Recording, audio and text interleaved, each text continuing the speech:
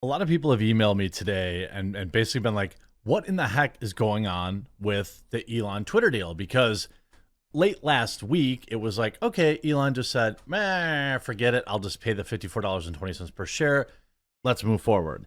Then there was reports, including essentially reports that were confirmed by Elon Musk, that like Twitter didn't want to take yes for an answer, that like suddenly Twitter was the one that was delaying everything, and they didn't want to cancel the lawsuit, and all this stuff was kind of circulating the web, and it went from a deal where it felt like, okay, the deal is going to be closed, to like nobody knows what's going on. Well, I gathered all the most recent updates, and I feel like I can paint a really good picture for where we're at in the Elon Musk Twitter acquisition right now, right after a quick word from important channel sponsor, Private Internet Access. Huge shout out to this video sponsor, Private Internet Access. Now, you know Private Internet Access has been with the channel for a very long time, but it's also the world's most transparent VPN provider. With over 30 million downloads, they never record or store data, and their no logs policy has been proven multiple times in court. Private Internet Access hides your IP address and encrypts your internet connection, and Private Internet Access also comes with loads of entertainment benefits. The VPN works with all major streaming services, so you can access more content than ever before anywhere in the world. Plus, it's one of the few VPNs that support P2P file sharing, and if you don't already have a VPN, signing up for Private Internet Access is risk-free. There's a 30-day money-back guarantee with 24/7 customer support available. Private Internet Access has world-class next-gen server infrastructure covering 83 countries, each and every United States state as well. And you could protect up to 10 devices at a time with Private Internet Access. Most other VPN support fewer connections, so you get a lot more bang for your buck with Private Internet Access. And since their VPN is 100% open source and their code is public, anyone can take a look under the hood. And today, I have a special offer for you in the description below and in the pinned comment. Make sure you pick up Private Internet Access today using my link and save huge. Hey, if you use streaming services, you have a lot more content that you're not getting that you would get access to. And also, of course, there is all the other features that a VPN offers. So if you don't have one yet, make sure you pick one up today. And I'm going to start with the stock price for Twitter, which in after hours trading has given back a little bit of its earlier gains, but is up 2.5% to $50.36. Why is this number significant? Well, to me, again, I am not an investment person, but I feel like this is a reasonable assumption to make. The closer this gets to $54.20, the more confident the market is that the deal is going to close at $54.20. The further away it gets, the less likely, right? So if you knew, it's like if Wall Street knew that they were going to get $54 a share and it was trading at $30 a share and they felt like it was going to happen, they would be buying it like crazy, right? And that's what we saw on last week.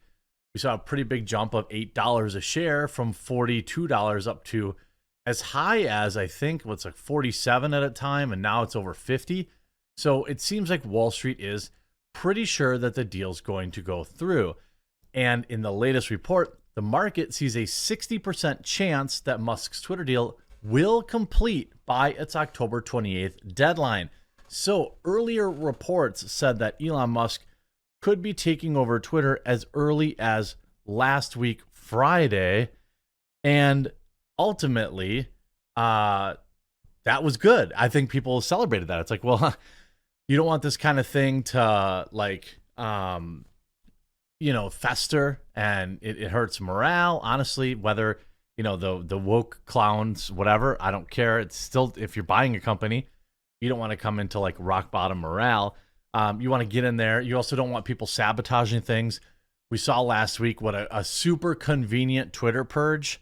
That's why I've been trying like crazy to get people to go over to the quartering.locals.com and sign up and follow me there. It's been like pulling teeth. I understand though. People don't want to create another account, yet another account. I 100% understand it, but it is important. So we saw there was a random Twitter purge, and now it's like, okay, well, the market is saying, quote, Based on my informal survey last week, arbitrage traders tend to think that Twitter's price holds up if we're going back to court, Glick said. The average guess of where Twitter trades if the deal is not consummated came out to around $45. With Twitter shares trading at $50.50 intraday Monday, the near-term downside assumption puts at the deal's October closing probability at roughly 60%, which is up from less than 50% as of Friday's close, meaning, more people, are becoming more optimistic that the deal is going to come through. There's less money in the market to bet against it. Then you saw some more articles kind of trickling out today where advertisers, advertising websites that are for advertising companies, start to kind of chime in on what a world where Elon Musk owns Twitter will look like. So even the advertisers look like they've come around to the likelihood. You see Elon Musk commissioned this bot analysis in his fight with Twitter. Now it shows what he could face if he takes over the platform. Bots, of course, have been central to the dispute. Twitter has for years said that bots made up less than 5% of its monetizable daily active users. But we don't really believe that, do we? Anybody who's used the platform doesn't really believe that.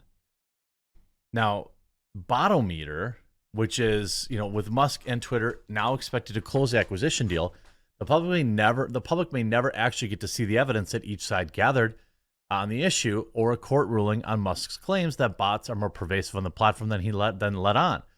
But Sayabra is coming forward now, said the company's work for Musk's team was revealed in court filings and hearings in acquisition to dispute. The Israel-based company has 40 employees and counts all sorts of people as their clients. Many practitioners in the field caution that estimating spam or fake accounts can be extremely subjective. Sometimes it's hard to say. Their overall analysis, which has been since referenced in court filings, concluded with roughly 80% confidence that spam and bot accounts represent 11% of Twitter's total user base, more than double the percentage previously reported on. And this is, again, important because people invest money on the platform based on that number. Also, individual advertisers spent millions of dollars assuming that their ad was being seen by 95% of their ad impressions were from real people, when it's actually 89%. You could trigger some sort of mass chargeback or refund demands for people. If it really was 11% and he felt like he could stand by that in court, that might actually add more truth to this article that was released 3 hours ago, saying Elon Musk and Twitter came close to a deal at $50 per share, and here's why it didn't work out. In the days before Elon Musk renewed his original offer to acquire Twitter, the two sides discussed doing the deal at a discounted rate of $50 a share, according to people familiar. That represented roughly an 8% discount for Musk and a savings of over $3.3 billion versus his $44 billion offer. Other prices were discussed, according to reports in the New York Times and the Wall Street Journal, but $50 price per share was a subject of back and forth last week. Two of the people said they all asked not to be identified, discussing private negotiations. Twitter shares closed at $49.13. Well, I mean, this is just like, okay, if these people are actually telling the truth, like, never have anyone in the room with when you're negotiating anything, because they're always going to be anonymous sources. Now, sometimes said anonymous sources are people that leak it on purpose, like Elon's team or Twitter's team. And sometimes in negotiations, that stuff gets leaked on purpose. Now, Twitter did dislike Elon's slippery language, and that is ultimately Twitter pushing back. It did not trust Musk at his word. Company lawyers said if he had renewed commitments from banks financing more than $12 billion, he needs to buy Twitter, as he claims, then the deal should be able to close by Monday, October 10th. That's today. In the end, Judge Kathleen McCormick pressed pause on the bickering. She sided with Musk in agreeing to halt the case, but only until October 28th. So what I'm thinking, what does this all mean? Okay. It seems that Elon had data that he trusted that showed a higher percentage of bots than what Twitter wanted people to say or what Twitter agreed. Twitter saw that, knew probably they were going to, that might affect the outcome in court. In the next 18 days, what's probably going to happen is Elon Musk is still going to try to negotiate the price. He also needs to re-secure a lot of the financing. At this point, it does not look like the deal will fall apart.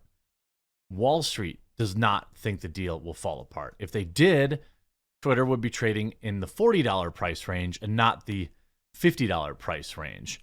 You see USA Today even writing, "Buy Elon, buy. Musk's renewed interest in Twitter could be a win for free speech." And USA Today even saying, led by President Joe Biden, Democratic leaders and media figures have demanded corporate censorship and even state censorship to curtail opposing views on issues ranging from climate to elections to public health to gender identity. The Washington Post's Max Boot, for example, declared, quote, "For democracy to survive, we need more content moderation, not less."